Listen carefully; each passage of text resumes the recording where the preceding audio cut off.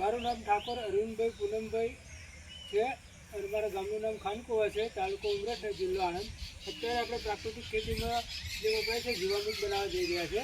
જીવામૃત બનાવવા માટે સૌપ્રથમ આપણે 180 લીટર પાણી લેવામાં આવશે અને એની અંદર 10 કિલો દેશી ગાયનું ગોબર લેવામાં આવશે, 10 લીટર દેશી ગાયનું ગૌમૂત્ર લેવામાં આવશે, 1 થી 1.5 કિલો આપણે બેસન લઈશું અને 1 થી 1.5 કિલો દેશી ગોળ લઈશું અને 500 ગ્રામ જેવી વડ નીચેની માટી લઈશું. બરાબર.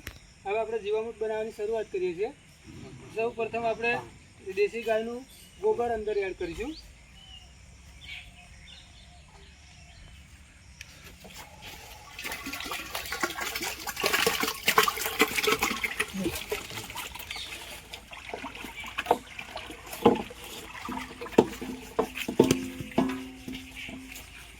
હવે પછી આપણે 10 લીટર ગૌમૂત્ર એડ કરીશું.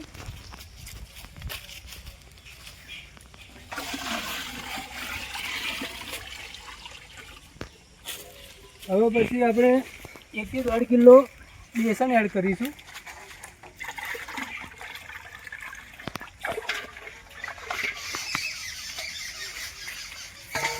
હવે 1 થી 1.5 કિલો જે ગોળનું પાણી બનાવેલું છે આપણે એડ કરીશું અંદર.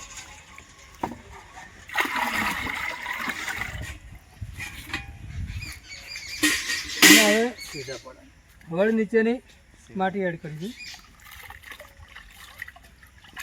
આ બધું એડ કર્યા પછી આપણે લાકડીના દંડાથી ઘડિયાળની દિશામાં સવાર 5-5 મિનિટ હલાવવાનું આવે છે આમાં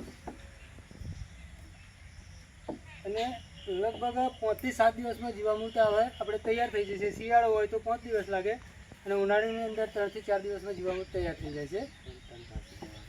હા, અને એની ઉપર પછી આ મોકી મચ્છર ના પડે એના માટે કંતોન ઢોકી રાખવું પડે છે આપણે. અને બાજુમાં જમીનમાં ડ્રીપમાં બી આપી શકાય અને સાદું પાણી આપણે ઢારિયાથી જતું હોય તો એની અંદર આપી શકાય છે.